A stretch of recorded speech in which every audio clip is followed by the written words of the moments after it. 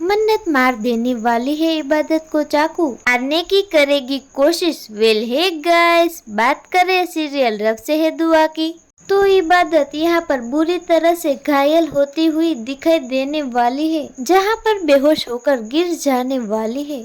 जैसे ही इबादत को चाकू लगने वाला है और उसका बहुत ही खून बह जाने वाला है, तो यहाँ पे सुभान भी देखेगा कि दुआ भी बेहोश गिर पड़ी है, तो वह सबको आवाजें लगाए।